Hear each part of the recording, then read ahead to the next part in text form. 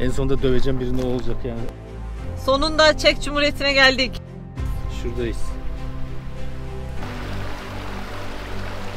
Karbonatlı içiyoruz bir şeyler. Cırcır oldum. Neredeyiz Elif Hanım? Ostrava.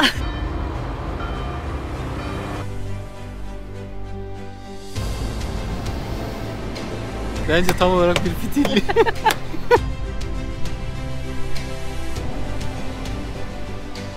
Brunei'yi da bir şekilde gezmiş olduk.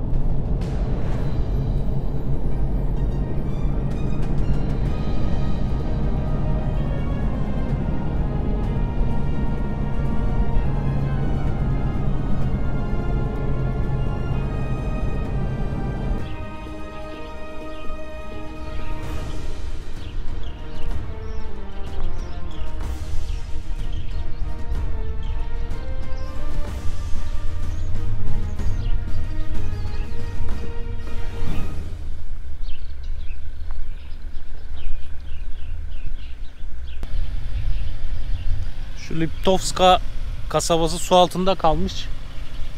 Bu da ondan kalan bir şapel olarak devam ediyor. Şimdi buralarda deniz olmadığı için bu adamlarda nerede göl var, nehir var hepsine giriyorlar. Burası da böyle deniz olarak, yani serinlemek için kullanılıyormuş. Her taraf zaten çok kalabalık. Kanoyla falan da gezenler de oluyor. Su da gördüğünüz gibi köpüklü falan, yani böyle aşırı temiz bir şey de değil. Az önce bir dayıyla karşılaştık tam çıkışta. Sabah sabah canımı sıktı ya. Yok buranın başka nesillere kalmasını istemiyor musunuz? Yok video çekiyorsunuz. Neden video çekiyorsunuz? Bir anda tepkisi çok büyük oldu. Şey değil, hani Adam... hiç girilmeyen bir yer değil. Belli ki giriliyor oraya ama bize denk geldi, bize patladı. Video çekilmesini falan işte, yani eski nesil insanlar var ya, 1880'de yaşıyormuş gibi hala. Denk geldik, kötü yaşlı birine denk geldik. Her şeye çok hassaslar, böyle sularda yüzüyorlar ama. Burada sıkıntı yok. Canımızı sıkmayalım Gülcan Bey. En sonunda döveceğim birini, o olacak yani. Atacağım 2 tokat. Yaşlı maçlı dinlemeyeceğim. Ben dağ bayır adamıyım. Ne işim var benim buralarda ya. Burası da böyle bir yer, hikayesi falan işte. Biraz farklı. Yakınlardayken görülebilir.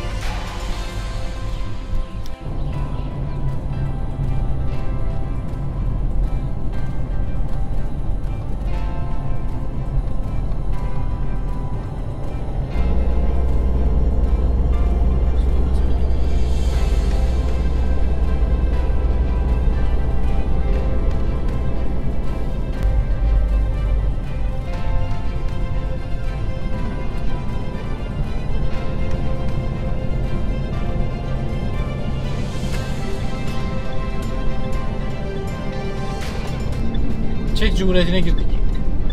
Şu an itibariyle girmiş bulunmaktayız. Hemen bir vignet alalım. Sonunda Çek Cumhuriyeti'ne geldik. Burada da kapı yokmuş. Demek ki Avrupa Birliği'nde... Macaristan'dan sonra kapı yok. Evet. Hemen nasıl aldığımızı da gösterelim. Çek vinyet yazdım. Zaten direkt çıkıyor. czvinyet.com. Buradan hemen seçiyorsunuz. 1 gün, 10 gün. Biz 10 günlüğü istedik. Araç zaten nereye kayıtlıysa o ülkenin ismi. Plakası, standart yakıt. Geçerlilik başlangıç tarihini seçiyorsunuz. Sepete ekliyoruz. Devam ediyoruz. Buradan da kasaya git diyoruz. Aslında 10 euro falan, 2 euro falan da hizmet bedeli alıyor. 13.60'la kasaya git öde dediğimizde mail adresini veriyorsunuz. Oraya onayı geliyor. SMS olarak kayıt seçmeye gerek yok. Seyahat bir şeye gerek yok. Faturaya gerek yok. Direkt ileri kredi kartından ödeme. Küt. Bitti. Şurada da bir kulübe koymuşlar bu arada. Oradan da alabilirsiniz. Ama internetten çok kolay oluyor. Bunu da hallettik. 530 liraya denk geldi Elif Hanımcığım. Çok iyi. Evet. 10 günlük kaldığımız yoldan devam. 35 kilometre. 33 kilometremiz kalmış.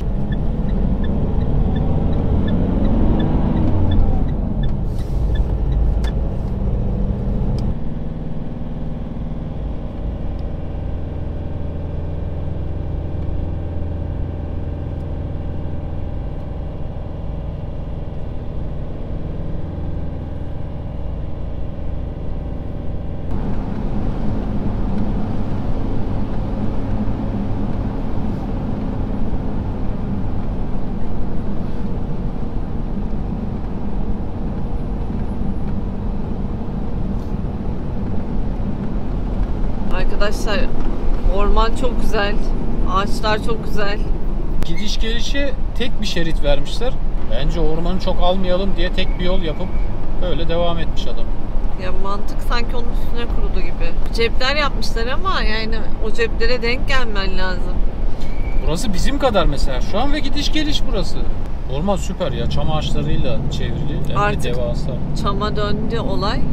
Gerçekten çok güzel görünüyor. Ya uzun uzun çamlar var.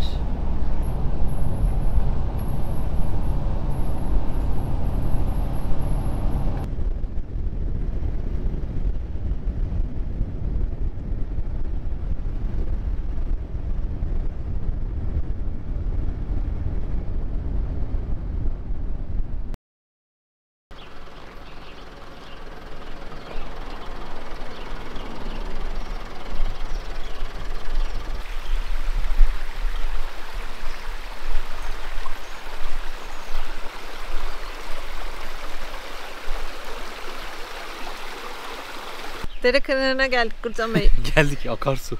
Dere akay dere. Burada da bayağı meşhur. İki ucu bir yere.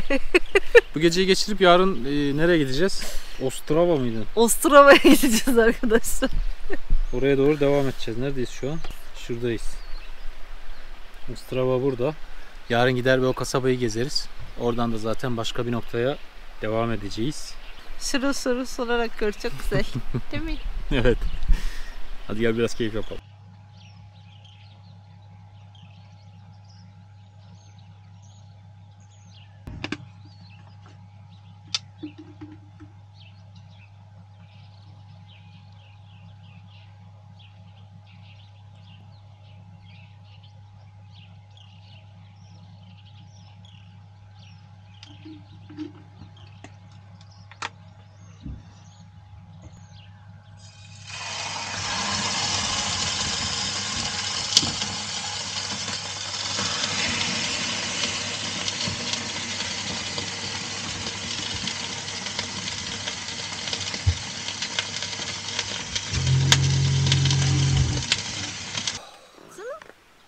Elinize sağlık efendim.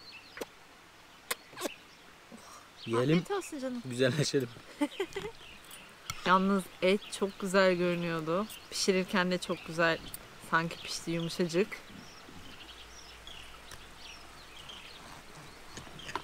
Oh, 10 numara. Lokum lokum. Önceden çok pişmiş seviyordum. Ama baktık ki tahta gibi oluyor. Etin özelliği aslında az pişmiştir. Daha lezzetli tadını alıp yiyebilmek için. Bir Elif Şef Hanım size detaylı bilgi verebilir bu konuyla ilgili. Ya ama öyledir. Evet öyledir. İşte sen eğitimini aldın ya onun için diyorum. En güzel kıvam budur aslında. İçinde böyle hafif pembelik kalması. Orta pişmiş değil mi? Orta pişmiş. Çok felaket yer kapladık böyle. 3 arabalık falan. Aa, kimse yok diye şey yapmadım da biri daha geldi. Sanki oradakiler gidiyor gibi.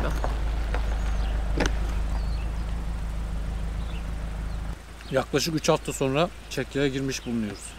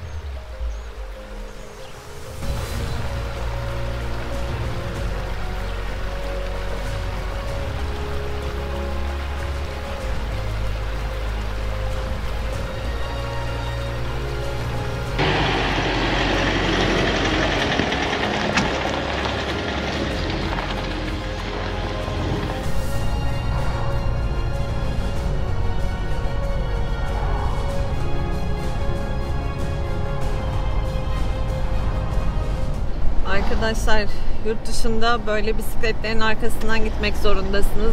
Ya da yanından 1,5 metre mesafeyle geçebiliyorsunuz. Bizim ülkede onun için eziyorlar insanları.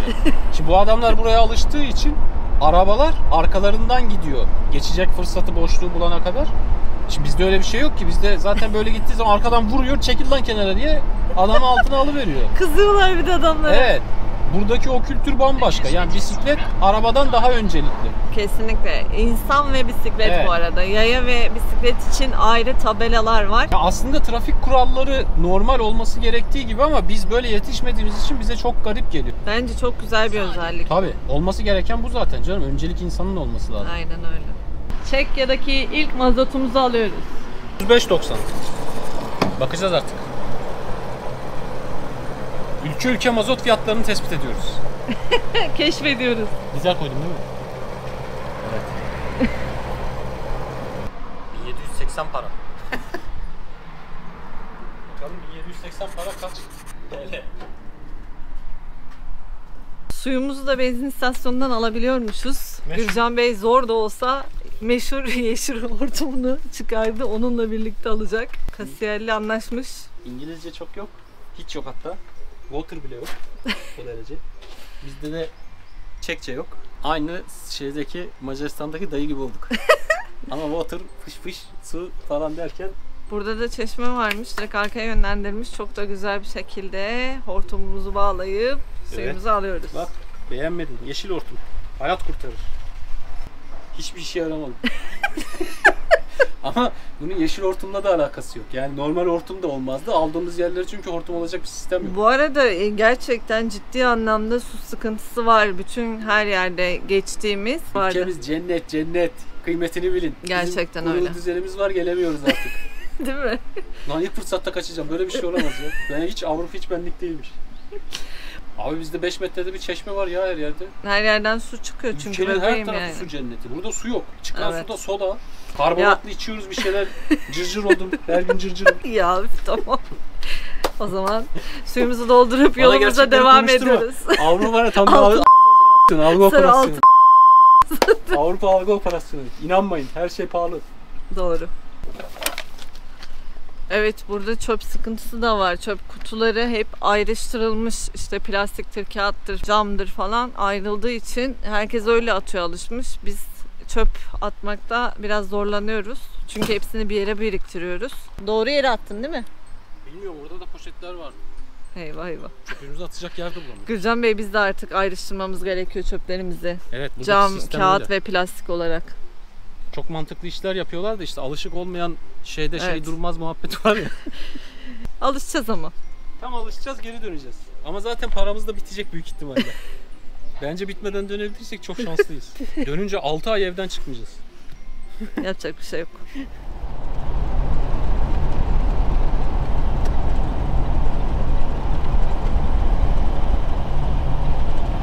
Sağdaki çıkışa girin. Ardından sola dönün.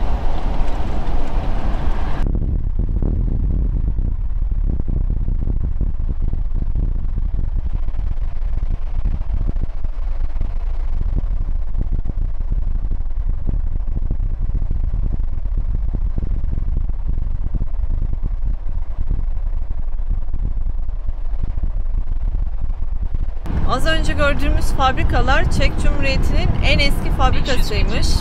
Onun için fabrikaya girip geziyormuşsunuz falan ama yani Fabrika gezecek modumuz hiç yok şu an. hiç benlik değil zaten. Ne yapayım ben fabrikayı? Şöyle merkeze 1-2 tur atabilirsek diye bakıyorum. Yani o da çok cezbetmiyor beni açıkçası ama. Neredeyiz Elif Hanım? Ostrava. Burası Çekya'nın 3. büyük şehriymiş. ilki Prag, ikincisi Brno, üçüncüsü de Ostrava. Biz de sondan başlayalım Ostrava'dan. Sonra Brno, sonra Prag yapalım dedik. Şimdi arabayı da şöyle bir otoparka bıraktık. Burası da hafta işleri çalışıyormuş. 7 ile 7 arası. Evet. Hafta sonu da sanırız böyle halka açık oluyor. Ücretsiz. Hafta sonu da burası ölü gibi ya. Hiçbir şey yok yani. Hafta sonu herkes bisiklet, piknik vesaire etkinlikler için hep ormanın içlerine gidiyorlar.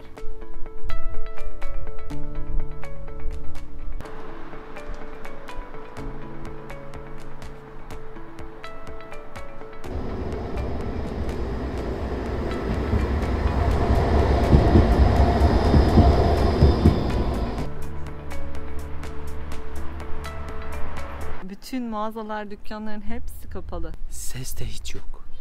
Sadece biz konuşuyoruz. Bir de karşıda çocuk bağırıyor 3 yaşında.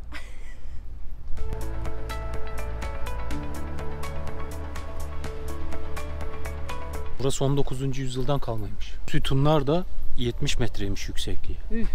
Ne kadar güzel görünüyor ya. İçine bakabiliyor muyuz acaba?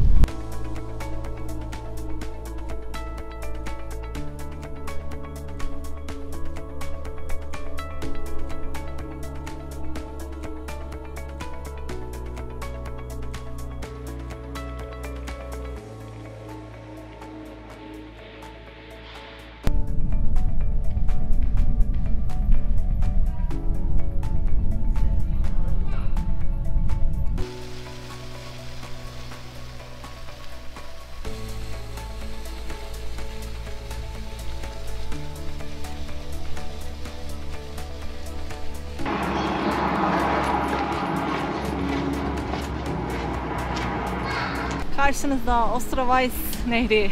Şu soldaki köprü de biraz meşhur galiba, bilmiyorum. Ostravais Köprüsü. Most Milos Sikori. Sessiz sakin bir şehircik. Burada da bu arada konser var sanırım, festival. Bir sürü pankart görmüştük. Ses de aşağıdan geliyor.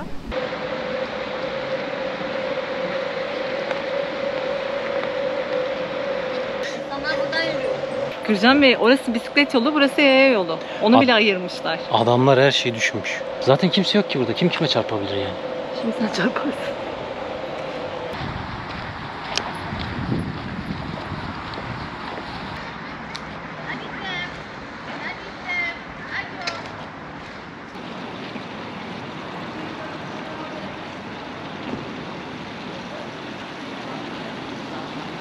Burası da New Hall City diye geçiyor.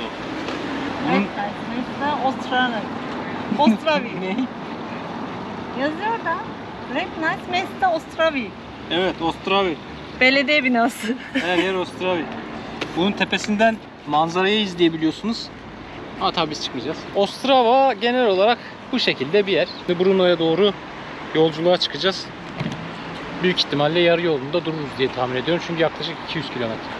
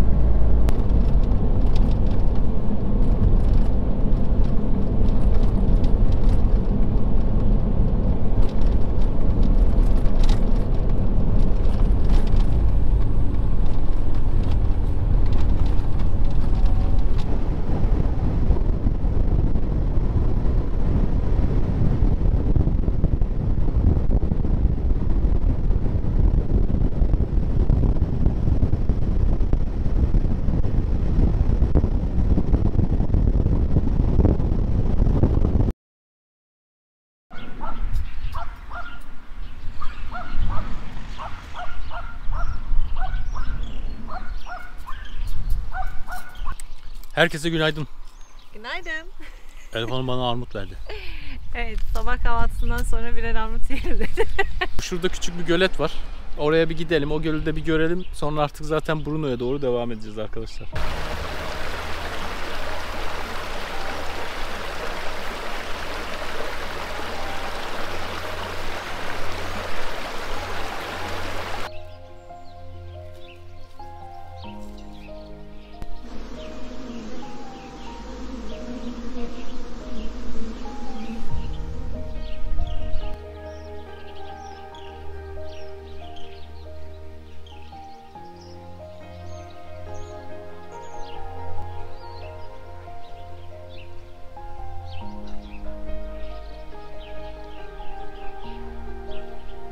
Çok güzel ya. Evet. Şeyler, nilüferler açmış sarı sarı, çok güzel görünüyor.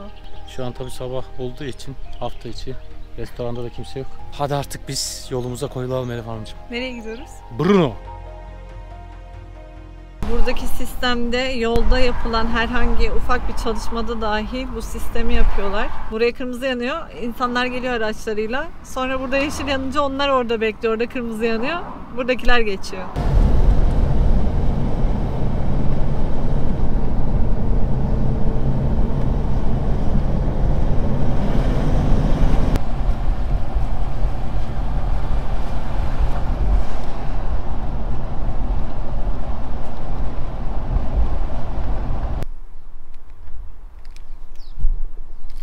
Böyle saçma sapan bir yere arabayı bıraktık. Genelde de burayı şey olarak, ücretsiz otopark olarak kullanıyorlar Evet, diye okuduk. karavancılar falan da çok fazla kullanıyor. Zaten girişte de vardı 3-4 tane. Pek de tekin gelmedi açıkçası bana.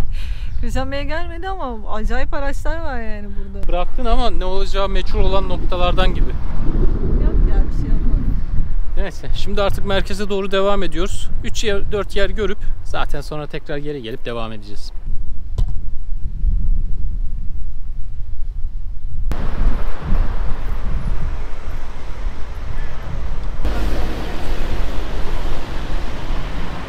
Şimdi burada bir özgürlük meydanı var. Onu arıyoruz. Ona doğru gitmeye çalışıyoruz. Böyle düz devam edeceğiz herhalde.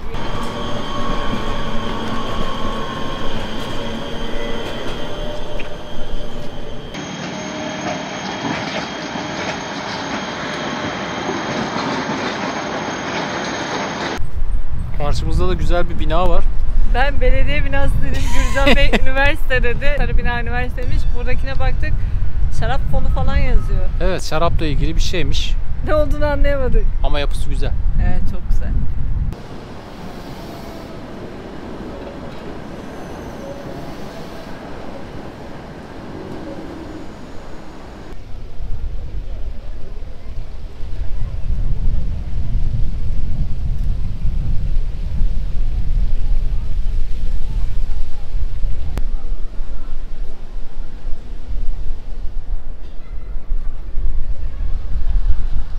Polis! Arkadaşlar, arkamızda gördüğünüz şeyi araştırdık. Brno astronomik saati. Astronomik saatiymiş. Burada sabahları saat 11'de yukarıdan top düşüyormuş ve insanlar burada kuyruğa giriyormuş onu almak için. Evet. Şey gibi, otomatik kedi köpek mamaları olur ya. Ya hatıra alıyormuş insanlar da. Hatta dayının biri Yorumlarda yazıyordu. satmaya çalışmış topu. Almış topu, çocuklar istemiş vermemiş falan, gattar falan yazmışlar adama. Sonra bir de satmaya çalışmış topu. Ne garip ya. Ya ben zaten görür görmez bunu füzeye benziyor bu dedim. Gülcan Bey bayağı bir dalga geçti buraya gelirken. Niye gülüyorsun? Bence tam olarak bir fitilli.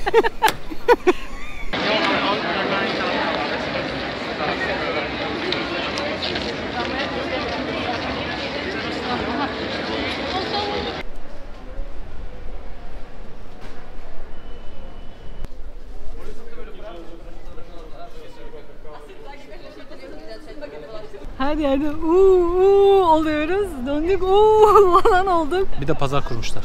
Evet, pazara da denk geldik.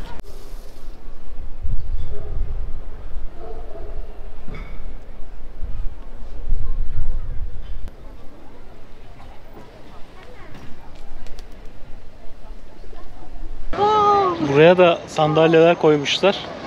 Oturup manzara izleyin diye. Çok keyifli bir yer ya. Ben bu arada çok sevdim. Buralar çok güzel bir yermiş. Elif Hanım'ı buraya bırakıp ben devam ediyorum. Tamam, bay bay. Selametle Gürcan Bey. Hadi bay.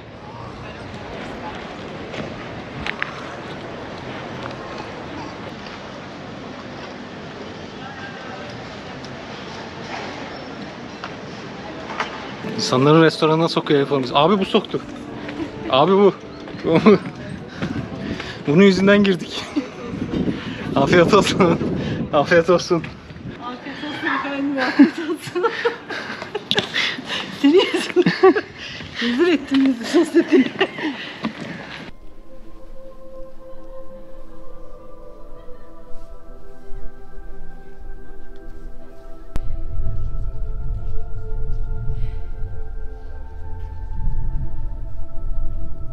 Bu ne ya?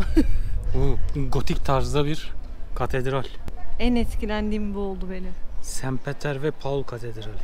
Mükemmel görünüyor. O detay falan geçtim. Taşların yapıları falan çok acayip değil mi?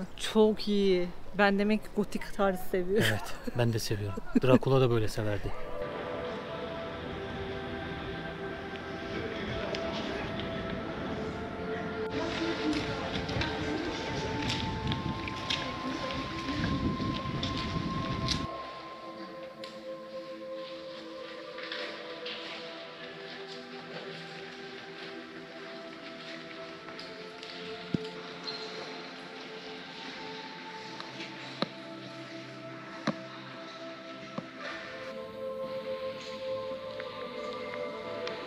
İçini gezmek ücretsizmiş.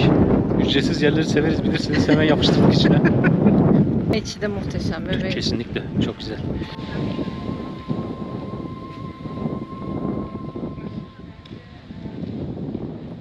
Muhteşem bir sanatsal çalışmayla daha karşı karşıyayız. Gösteriniz. Bu nasıl at?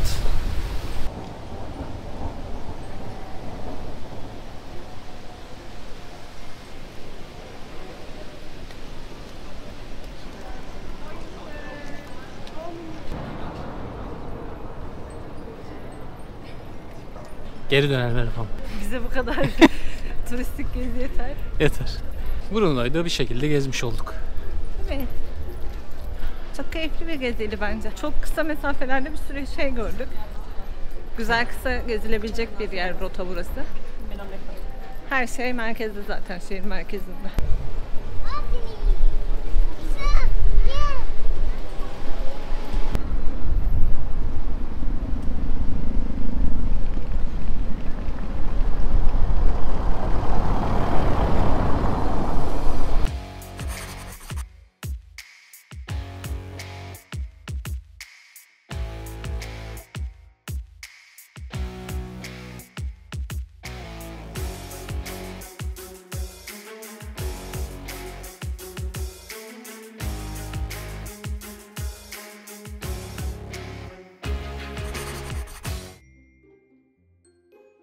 Aha. Benim tepkiler çok aha. Ne mısır makarnası? Gürcan Bey bir yerinde durmuyor, seni çekeceğim mi? Kendini çek. Her yerde zaten şapel var. Başka da bir şey yok. Uzun avucu gırtlağıma soktum, midem bulandı. Ya. Bak yarısını çıkarttım. Sağ ol, yaşa. Ay.